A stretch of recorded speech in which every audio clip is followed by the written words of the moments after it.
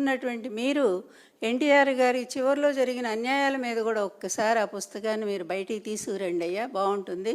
Viceroy hotel సంఘటన కానీ, అదేవిధంగా లాస్ట్లో ఎన్టీఆర్ ఆస్తులన్నీ కాజేసినటువంటి సంఘటన కానీ, తర్వాత బ్యాంకులో ఉండే ఎన్టీఆర్ ఖాతాలను స్తంభింపజేసినటువంటి విషయం కానీ, తర్వాత ఆయన అధికారంలో ఉండగానే ఆయన పార్టీ అధ్యక్ష పదవి నుంచి తొలగించి తనే అధ్యక్షుడిగా అనౌన్స్ చేసుకున్నటువంటి విధానం కానీ, తర్వాత ఆయన ముఖ్యమంత్రి పదవిని అడ్డదారిలో లాక్కున్నటువంటి విధానాన్ని కానీ, వీటన్నిటిని గురించి కూడా చాలా స్పష్టంగా ఉంది చరిత్ర. ఇది లక్ష్మీపార్వతి చెప్పేటువంటి చరిత్ర కాదు. పూర్తిగా ఎన్టీఆర్ గారు వీడియోల ద్వారా, ఆడియోల ద్వారా, జామాత దశమగ్రహ క్యాసెట్ ద్వారా, అదేవిధంగా మరి ధర్మపీఠం అనేటువంటి వీడియో ద్వారా స్పష్టంగా తను అల్లుడు చేసిన దుర్మార్గాలు ఏమిటో, అతను సాగించినటువంటి ప్రజాస్వామ్య విఘాతం ఏమిటో, విధ్వంసం ఏమిటో, వీటన్నిటిని గురించి కూడా చాలా స్పష్టంగా ఎన్టీఆర్ గారు స్వయంగా చెప్పారు.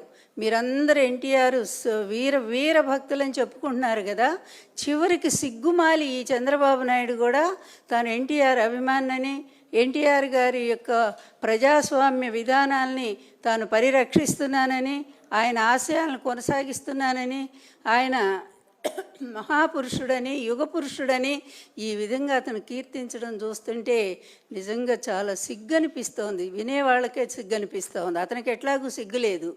ఎందుకంటే ఇదే చంద్రబాబు నాయుడు ఎన్టీఆర్ని ఎంత తీవ్రంగా తిట్టాడండి. 94లో ఎన్టీఆర్ అతని మీద చేస్తున్న పనులన్నిటి మీద కూడా ఎన్టీఆర్ గారు తిరగబడ్డారని, నీతి లేనటువంటి వాడు ఎన్టీఆర్, అదేవిధంగా అతను ఉమనైజరు, అంతేకాదు ఎన్టీఆర్ లాంటి పనికిమాలిన నాయకుడు మాకు అక్కర్లేదు, ఎన్టీఆర్ని మేము మర్చిపోయాము అని ఇంత దారుణంగా విమర్శించినటువంటి వాడు ఎవరయ్యా? ఈ చంద్రబాబు నాయుడే కదా. ఎందుకంటే అతని నోటికి హద్దే లేదు. అతనికి 1000 నాలుకలు ఉంటే కనుక ఇష్టం వచ్చినట్టుగా అతను మాట్లాడుతూనే ఉంటాడు. అదేవిధంగా ఎన్టీఆర్ చేసిన తప్పులన్నింటినీ కూడా కొన్ని పుస్తకాల ద్వారా అతను రాయించాడు కదా. మరి వీటన్నింటిని గురించి కూడా మీరు ఆ సమగ్ర చరిత్రలో రాస్తే బాగుంటుంది. అందువల్ల ఆనాడు మొత్తం నిజంగా వెంకయ్యనాయుడు గారు, ఇంద్రసేనారెడ్డి గారు, బీజేపీ నాయకులు వీళ్ళంతా కూడా ఆయనకి ఎన్టీఆర్ గారు చాలా సపోర్ట్గా నిలబడ్డారు. దురదృష్టం వెంకయ్యనాయుడు గారు అంటే అందరికీ ఒక అభిమానం ఉంది, గౌరవం ఉంది, మంచి నాయకుడు, చాలా మంచి వక్త, అన్ని భాషలు అవలీలుగా మాట్లాడగలిగినటువంటి వాడు. అట్లాంటి ఆయన నిన్న ఎన్టీఆర్ గారిని పొగిడారు, బాగానే ఉంది. తర్వాత జగన్మోహన్ రెడ్డి గారు పరిపాలన వినాశనం అని చెప్పి ఒక్క మాట మాట్లాడారు. అది ఎంత బాధాకరం అనిపిస్తుందంటే, ఒక్కసారి వెంకయ్యనాయుడు గారు మీ సుదీర్ఘమైన రాజకీయ చరిత్రలో మరి మీకున్న అనుభవాన్ని మరి ఒక్కసారి పర్యవేక్షించుకోండి, మీరు ఒకసారి పరిశీలించుకోండి. అటువంటి నీతివంతుడైన ఎన్టీఆర్ గారికి మీరు అండగా నిలబడ్డారు. జాతి అంతా కూడా మిమ్మల్ని గౌరవించింది. కానీ అదే నీతి మాలినటువంటి ఎన్టీఆర్ గారిని అన్యాయంగా దించినటువంటి చంద్రబాబు నాయుడిని వెనకేసుకొని మీరు అతని స్నేహం చేస్తూ అతనితో చేయగలిపి, అతనితో గొంతు కలిపి మీరు ఈరోజు జగన్మోహన్ రెడ్డి గారిని విమర్శిస్తూ ఉన్నారు. ఇదే పరిపాలన మీరు ఒకనాడు పొగిడారు, మర్చిపోయారండి. ఈరోజు 17 మెడికల్ కాలేజీలు తీసుకొచ్చారు జగన్మోహన్ రెడ్డి గారు. ప్రభుత్వ మెడికల్ కాలేజు పేద ప్రజలకు అందుబాటులో వైద్య విద్యను తీసుకొస్తే వీటన్నిటిని కూడా ధ్వంసం చేస్తూ ప్రైవేట్ వాళ్ళకు అమ్ముకున్నటువంటి ఇటువంటి నీతి మాలిన వాడా మీకు ఆదర్శం? ఇటువంటి నీతి లేనటువంటి వాడా, ఇటువంటి అవినీతి పరుడా మీకు ఆదర్శం చెప్పుకోవటానికి వెంకయ్యనాయుడు గారు? దయచేసి ఆలోచించండి. మీరు ఒక చురక వేశారు నిన్న, బాగానే ఉంది అది. ఎందుకంటే ముందు పోలవరం కట్టండి, తర్వాత ఇంకొకటి ఏదో చెప్పారు, పోలవరం, అమరావతి పూర్తి చేయండి అని చెప్పారు. ఈ రెండు ఈ జన్మలో పూర్తి చేస్తాడండి చంద్రబాబు నాయుడు? మీరు ఒక్కసారి గుండె మీద చేసుకొని ఆలోచించండి వెంకయ్యనాయుడు గారు. అదేవిధంగా ఆ రోజు 95లో మీరంతా కూడా ఎన్టీఆర్ గారి పక్కన ఉన్నారండి? లేరు కదా. చంద్రబాబు నాయుడు పక్కకే వెళ్ళిపోయారు కదా. ఎందుకు వెళ్ళారండి మరి? ఆ రోజు 84లో అంత పరిరక్షకులైనటువంటి మీరు 94 వచ్చేసరికి ఎందుకు మీరు లేకుండా వెళ్ళిపోయారండి? అక్కడ వాస్తవం ఏం జరిగింది అనేది ఒక్కసారైనా ఆలోచించారండి? నిజంగానే మీ నాయకులు గొప్పవాళ్ళండి. అద్వానీ గారు కానీ, వాజ్పేయి గారు కానీ, వాళ్ళు ఫోన్ చేసి ఎన్టీఆర్ గారికి సానుభూతి చెప్పారండి. కానీ మీరు ఒక్కరోజు కూడా ఆయన కలిశారండి వెంకయ్యనాయుడు గారు? ఇంకొక విషయం, జగన్మోహన్ రెడ్డి గారి హయాంలో ఇంతవరకు మీ మీ మీ మిత్రుడు ఎవరైతే ఉన్నారో ఈ చంద్రబాబు నాయుడు, మరి ఇప్పుడు 4 సార్లు ముఖ్యమంత్రి అయితే ఒక్కసారి కూడా మీరు ప్రాచీన భాషా కేంద్రాన్ని, తెలుగు భాషా కేంద్రాన్ని మరి ఎందుకు తెప్పించుకోలేకపోయారండి? అది జగన్మోహన్ రెడ్డి గారి టైంలో కదా. ఆయన వచ్చిన తర్వాత మీరు అడిగిన మేరకి కావలి దగ్గర, మరి నెల్లూరు దగ్గర స్థలాన్ని ఇచ్చి, ఆయన 5 ఎకరాలు ఎంతో ఇచ్చారు, అంత స్థలాన్ని ఇచ్చి మీకు అక్కడో బెంగళూరులో ఉండేటువంటి ఆ ప్రాచ్య కేంద్రాన్ని తీసుకొచ్చి దానికి ఓ బిల్డింగ్ కూడా కట్టి అయిపోయింది కదండి. అది ఎవరి వల్ల జరిగిందండి?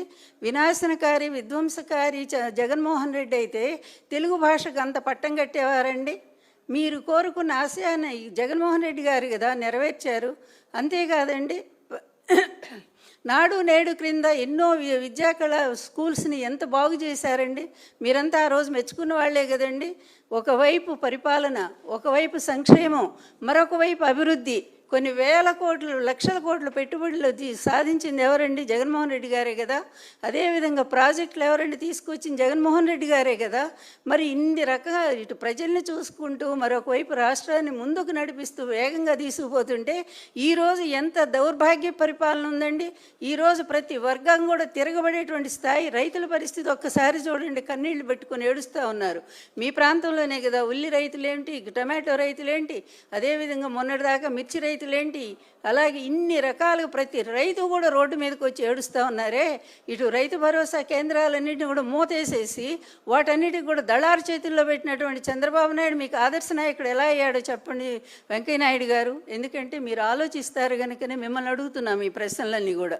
విధ్వంస పాలన అయింది కాదండి, ఇదిగో ఈ చంద్రబాబు నాయుడే విధ్వంసకర పరిపాలన.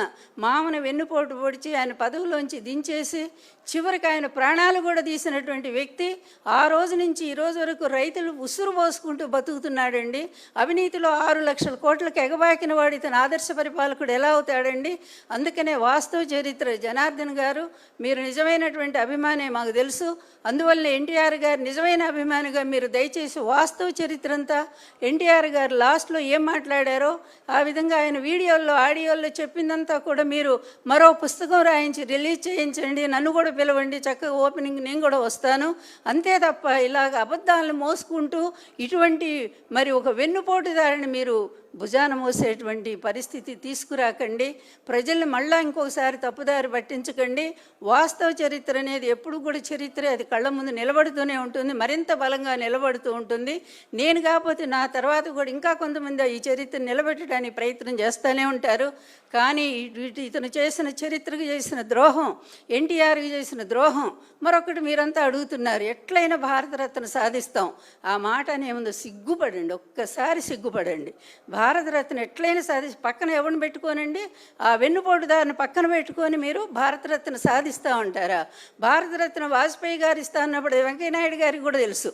భారతరత్న ఇస్తానన్నప్పుడు ఎవరండి అడ్డుపడింది? ఇదే చంద్రబాబు నాయుడు అడ్డుపడ్డాడు. అదేవిధంగా మరి దేవేగౌడ ఇస్తానన్నప్పుడు ఇదే చంద్రబాబు నాయుడు అడ్డుపడ్డాడు, ఈ కుటుంబం అడ్డుపడింది. ఈ విధంగా ప్రతి ప్రధాని కూడా ఆఖరి మోడీతో సహా ఎన్టీఆర్ గారికి భారతరత్న ఇవ్వడానికి సిద్ధపడితే ఈ కుటుంబం ఆయనకి రానియకుండా అడ్డుపడుతూ సిగ్గు లేకుండా మళ్ళా రోడ్డు మీద అందరి కోసం మాట్లాడతారండి. భారతరత్న ఎట్లయినా సాధిస్తాం. ఎంత దారుణం అంటే ఇటువంటి అబద్ధాలను వినటానికి ప్రజలు ఎవరు కూడా సిద్ధంగా లేరు. అదేవిధంగా నేను బ్రతుకున్నంత వరకు కూడా ఈ అబద్ధాలు మాత్రం నేను కొనసాగనివ్వనండి. ఎంత మోసం అండి, ఎంత అబద్ధం, ఎంత అవినీతి, ఎంత దారుణమైన వెన్నుపోట్లు ఎన్టీఆర్ గారి జరిగినాయో. గుండెల్లో గుణపాలను గుచ్చేసి ఆయన ప్రాణాలు తీసినటువంటి దుర్మార్గుడు ఈరోజు ప్రజల ప్రాణాలు తీస్తూ ఉంటే అట్లాంటి వాడిని ఒక పెద్ద వీరుడిగాను సూర్యుడిగా పొగుడుతూ మీరు పుస్తకాలు రాయిస్తారా?